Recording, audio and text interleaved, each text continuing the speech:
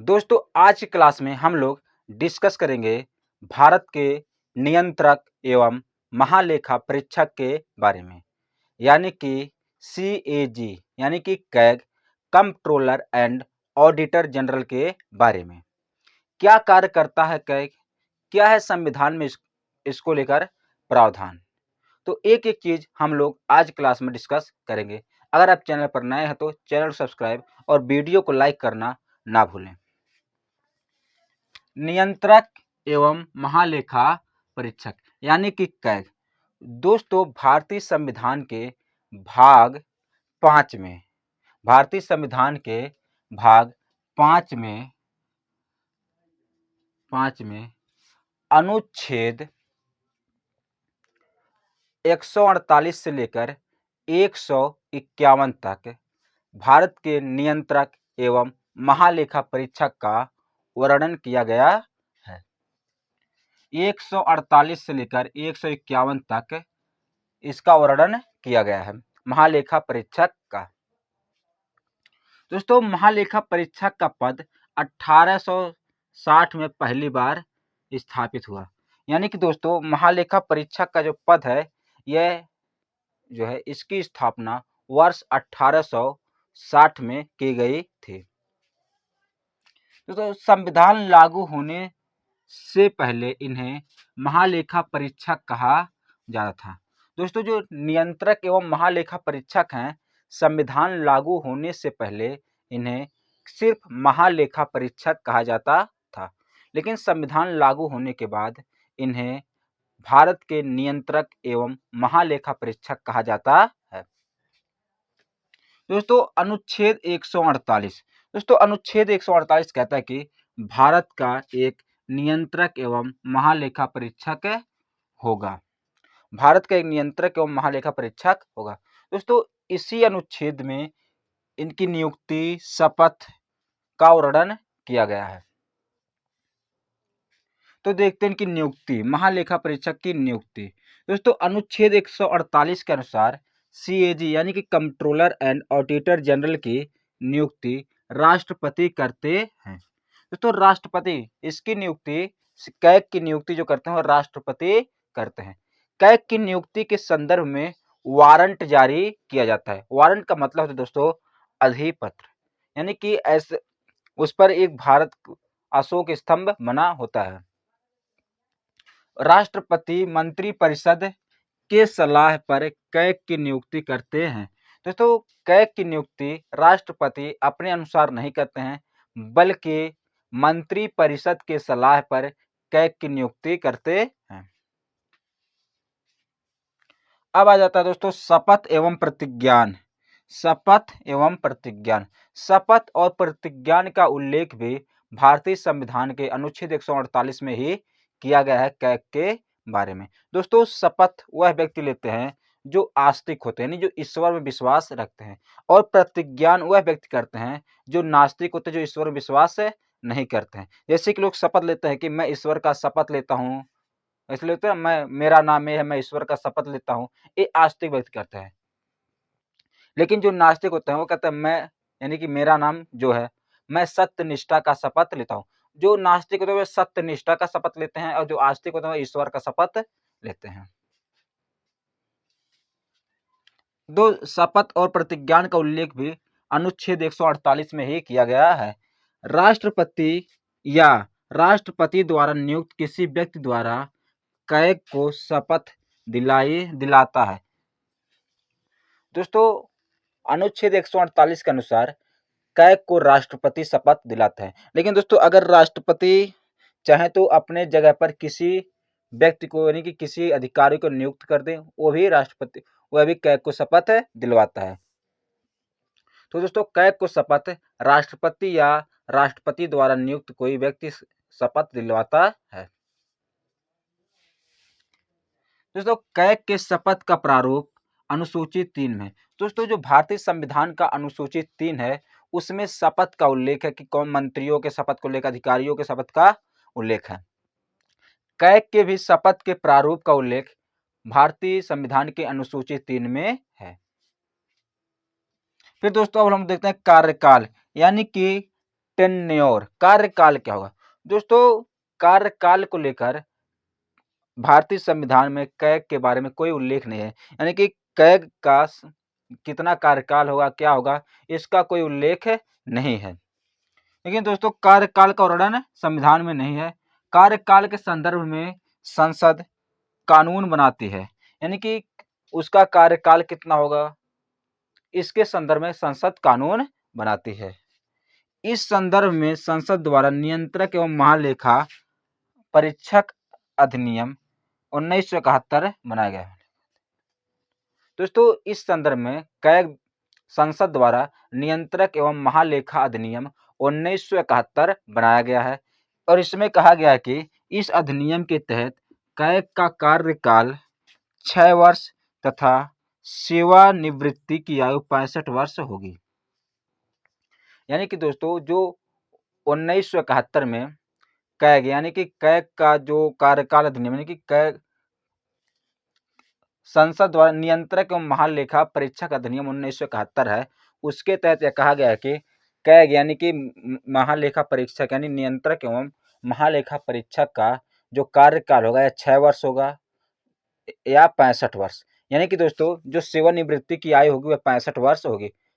जैसे कि मान लीजिए कोई व्यक्ति 58 साल की उम्र में कैग नियुक्त होता है तो 58 और 6 हो जाएगा 64 वर्ष।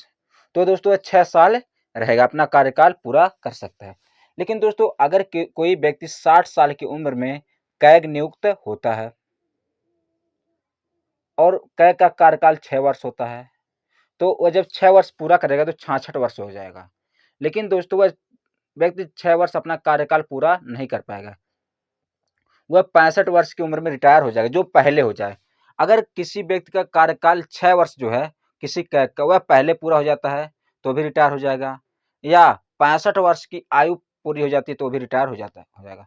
यानी कि अगर कोई व्यक्ति 64 साल की उम्र में कैग बनता है तो वह केवल 1 साल ही रह सकता है। अगर 62 वर्ष की उम्र में बनता है तो 3 साल रह सकता है, क्योंकि 65 वर्ष पर रिटायर हो जाएगा।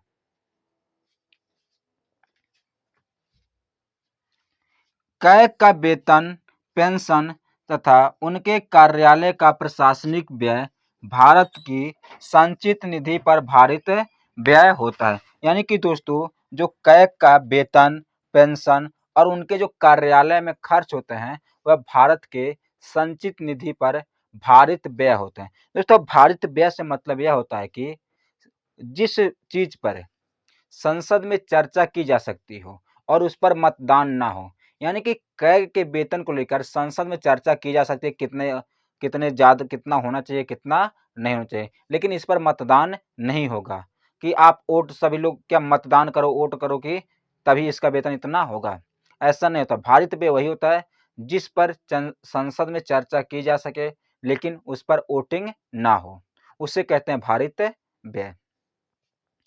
दोस्तों उम्मीद करते हैं इतना समझ में आया होगा। इसका आप स्क्रीनशॉट ले सकते हैं, फिर हम लोग आगे बढ़ते हैं। कैग को हटाया कैसे जाता है, यानी कि रिमूवल ऑफ कैग। दोस्तों इसका भी उल्लेख अनुच्छेद 148 में ही है। तो कैग को उसी विधि तथा उन्हीं आधारों पर हटाया जाएगा जिस विधि तथा आधारों पर उच्चतम न्यायालय के न्यायाधीश को हटाया जाता है। दोस्तों अनुच्छेद 148 कैग के हटाने के संदर्भ में कहता है कि कैग को उन्हीं उसी विधि और उन्हीं आधारों पर हटाया जाएगा जिस विधि और जिन आधार पर उच्चतम न्यायालय के न्यायाधीश को हटाया जाता है। तो हम लोग डिस्कस करेंगे न्यायाधीश के बारे में, कैसे उसको हटाया जाता है उच्चतम न्यायालय के टॉपिक में। तो दोस्तों यहाँ पर यही समझिए कि कैग को उसी प्रकार से हटाया जाएगा जिस प्रकार से उच्चतम न्यायालय के न्यायाधीश को हटाया जाता है। कैग राष्ट्रपति के प्रसाद पर्यंत पद धारण नहीं करते। दोस्तों जिस प्रकार मंत्री लोग राष्ट्रपति के प्रसाद पर्यंत पद धारण करते हैं उस प्रकार से कैग राष्ट्रपति के प्रसाद पर्यंत पद धारण नहीं करता है, क्योंकि कैग को राष्ट्रपति नहीं हटाते हैं बल्कि कैग को संसद हटाती है। जिस प्रकार उच्चतम न्यायालय के न्यायाधीश को हटाया जाता है। अनुच्छेद 148 कहता है कि कैग सेवानिवृत्ति के पश्चात भारत सरकार या किसी राज्य सरकार के अधीन कोई पद धारण नहीं करेगा। दोस्तों अनुच्छेद 148 कहता है कि जो कैग होगा वह जब रिटायर हो जाएगा, यानी जब सेवानिवृत्त हो जाएगा, तो वह भारत सरकार तथा किसी भी राज्य सरकार के अंतर्गत कोई पद धारण नहीं करेगा। यानी कि भारत सरकार हो चाहे राज्य सरकार हो, वह किसी के अंडर कार्य नहीं करेगा, यानी कि उसके किसी पोस्ट पर कार्य नहीं करेगा। सीएजी के वेतन एवं भत्ते की निर्धारण संसद करती है। दोस्तों कैग को कितना वेतन देना है, उसको कितने भत्ते देने हैं, इसका जो निर्धारण है यह संसद करती है। देखते हैं अनुच्छेद 149। अभी तक दोस्तों हम लोगों ने अनुच्छेद 148 के बारे में डिस्कस किया। अब हम लोग देखते हैं अनुच्छेद 149। दोस्तों अनुच्छेद 149 में कैग के कार्य एवं शक्तियों का वर्णन है कि कैग क्या कार्य करेगा, उसकी शक्तियां क्या होंगी। दोस्तों कैग 1950 से लेकर 1976 तक भारत सरकार का लेखांकन एवं लेखा परीक्षण दोनों कार्य करता था। दोस्तों 1950 से लेकर 1976 तक जो कैग है यह भारत सरकार के लेखांकन और लेखा परीक्षण दोनों कार्य करता था। लेकिन दोस्तों वर्ष 1971 में महालेखा नियंत्रक अधिनियम बनाया गया। उसके कार्य के बारे में, उसके वेतन भत्ते, कार्य और कार्यकाल के बारे में एक नियम बनाया गया था संसद के द्वारा। उसके तहत उसके इस कार्य को अलग कर दिया गया। 1976 से कैग भारत सरकार केवल लेखा परीक्षण कार्य करता है। यानी कि दोस्तों जो लेखांकन का कार्य था वर्ष 1976 में हटा दिया गया कि कैग यह कार्य नहीं करेगा। लेखांकन का कार्य जो कैग है यह नहीं करेगा, लेखा परीक्षक अधिनियम 1971 के द्वारा। तो दोस्तों 1950 से लेकर 1976 तक जो कैग था वह दोनों कार्य करता था। वह लेखांकन का भी कार्य करता था और लेखा परीक्षण का भी कार्य करता था। लेकिन वर्ष 1976 में लेखांकन कार्य हटा दिया गया, केवल लेखा परीक्षण का कार्य करता है कैग। अगर अधिनियम पूछे तो अधिनियम है लेखा परीक्षक अधिनियम 1971 के द्वारा। कैग शुरू से ही राज्य सरकारों के खर्चों का लेखांकन एवं लेखा परीक्षण करता है। तो जो कैग है भारत का वह राज्यों का लेखांकन एवं लेखा परीक्षण का कार्य करता है। कि राज्य किस प्रकार से पैसे खर्च कर रहे हैं, कहाँ पैसे खर्च कर रहे हैं और कितना पैसे खर्च कर रहे हैं, इनका कार्य करता था। यही कार्य भारत सरकार के करता था। लेकिन दोस्तों अभी तक यह दोनों कार्य करता है, जो राज्य सरकार का दोनों कार्य है, लेखांकन और लेखा परीक्षण दोनों कार्य अभी भी कैग करता है। लेकिन केवल भारत सरकार का लेखा परीक्षण का कार्य कैग करता है। अगर यह पूछ ले कि राज्य सरकार के लेखांकन और लेखा परीक्षण का कार्य कौन करता है, तो वह कैग ही करता है। और अगर पूछ ले कि भारत सरकार का लेखांकन कार्य कौन करता है, लेखा परीक्षण का कार्य तो कैग करता है और लेखांकन का कार्य कौन करता है। दोस्तों भारत सरकार के लेखांकन का कार्य, भारत सरकार का लेखांकन सीजीए, सीएजे नहीं है, सीजीए यानी कि महालेखा नियंत्रक, महालेखा नियंत्रक इसे कहते हैं, सीजीओ कहते हैं, महालेखा नियंत्रक करते हैं। अगर पूछ लेखांकन का कार्य कौन करता है तो सीजीए यानी कि महालेखा नियंत्रक करता है भारत सरकार का कार्य। अब हम लोग देखते हैं दोस्तों अनुच्छेद 150। दोस्तों इस अनुच्छेद के अनुसार लेखाओं के प्रारूप का निर्धारण राष्ट्रपति द्वारा कैग के सलाह से किया जाता है। दोस्तों अनुच्छेद 150 कहता है कि लेखाओं का प्रारूप किस प्रकार से होगा, इसका कार्य कौन करेगा, राष्ट्रपति करेंगे। यानी कि निर्धारण राष्ट्रपति करेंगे कि लेखाओं का प्रकार किस प्रकार से होगा। लेकिन दोस्तों ये कैग के सिफारिश पर करते हैं, कैग के सलाह पर करते हैं कि किस प्रकार से लेखाएं बनाए जाएंगे। लेखाओं का मतलब तो ऑडिटिंग करना, जिसे अंग्रेजी में कहते हैं ऑडिट करना। लेखा का मतलब होता है कि ऑडिट करना। तो दोस्तों अनुच्छेद 50 यही कहता है कि इस अनुच्छेद के अनुसार लेखाओं के प्रारूप यानी कि उसका प्रोफार्मा क्या होगा, उसका प्रारूप क्या होगा, यह राष्ट्रपति करें। इसका निर्धारण कौन करेगा? राष्ट्रपति करते हैं, लेकिन सीएजी के सलाह पर करते हैं, यानी कैग के सलाह पर किया जाता है। उम्मीद करते हैं यहाँ तक समझ में आया होगा। इसका आप स्क्रीनशॉट ले सकते हैं।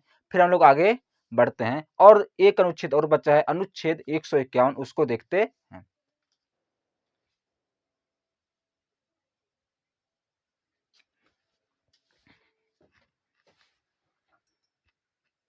दोस्तों अब हम लोग सीएजी से संबंधित लास्ट अनुच्छेद यानी कि 151 को देखते हैं, क्या कहता है।